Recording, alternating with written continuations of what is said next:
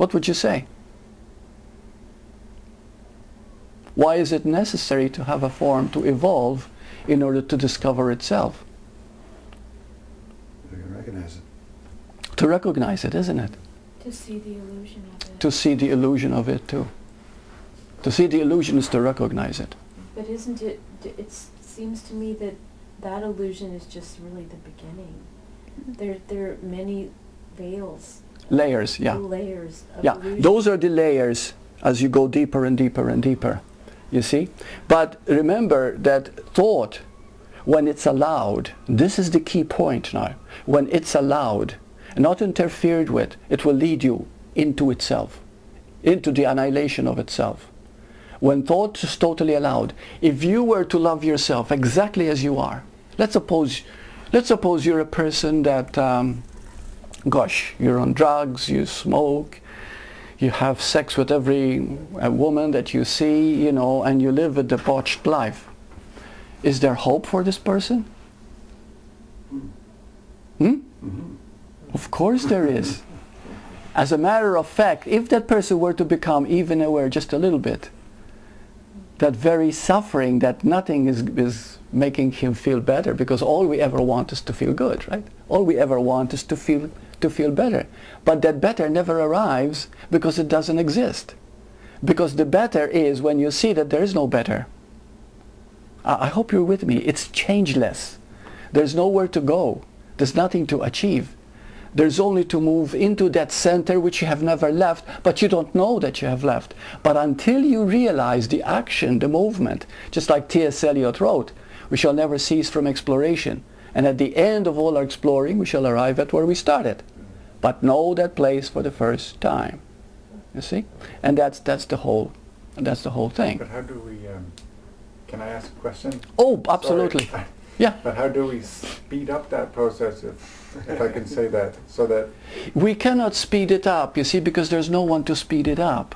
See, we still think that we have a choice. Eventually, the awakening happens when you see it's choiceless. Truth is choiceless. You see? Because truth is true. How can you choose truth? It's ridiculous, it's redundant. But as right. you notice, it's choiceless, it's a choiceless truth. Yeah. Yeah. Truth is choiceless. Truth is the changeless now, the eternal now. So we cannot speed up the process, but we can look at why we need to speed it up, and that helps speed it up. You see the paradox here? Okay. We can look at why we have to. Why do we need it? Why do we need to speed it up? Yeah. When everything is just is. You're already the unborn spirit. You're already the unchanging. Why do you need to speed up anything? Who is it that wants to know? The ego. Right. You see? So the moment you become aware that you want to speed it up and look at it, that very looking takes you deeper, deeper, deeper. Or maybe really deeper. Who wants to speed it up is the person that the thing asking the question is the center, is asking the question. Well, the center, you see, you got a point there, because the center is at itself pulling you. You know, the center is grace. The center is now. Attractor beam. Yeah, it's an attractor beam, right. So when we say, I want to be better, we think we want to be better. But it is life itself evolving on its own, bringing us closer and closer. But we need thought. Without thought, we cannot evolve. You see? Because thought gives you a form. It gives you a limitation. It gives you a becoming process. It gives you a form of suffering. Suffering doesn't really exist. But hell, when you're suffering, you really believe it is.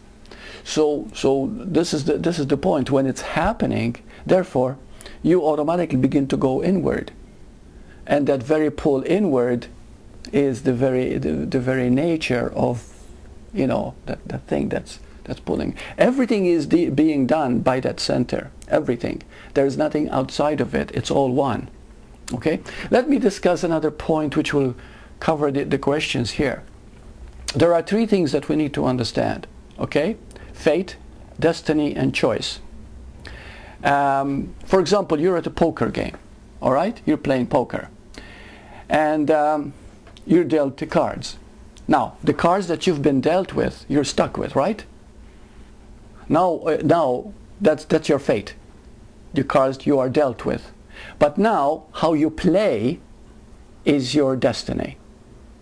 If you reject, if you make a choice against it, then you delay the process. Because everyone's destiny is everyone's journey, it's everyone's path. It isn't a specific thing. It is simply what you're meant to be doing if you said yes to life at every moment. It will lead you automatically to that, you see? But we don't say yes, we reject. And because we reject, we delay. And this is called suffering, this is called pain, you see? And we keep going out of sync with the universe. So we will find, for example, how do we delay? How do we cause delays through choices? Well, first of all, 95% of choices are unconscious. Okay? We don't even know we're making a choice. How do we make them? Okay, let's talk about a child, and you've been brought up and your parents didn't pay too much attention. They weren't warm to you. They didn't love you very much, or they didn't show it. And so you begin to believe that somehow you're not loved because you're not lovable. So you make a decision, I'm unlovable. You see? And before you know it, you carry that with you throughout your life. I am unlovable. You really believe it. But here comes where decisions and choices are so effective. You draw to you in your lifetime everything that you have decided that you are. You see?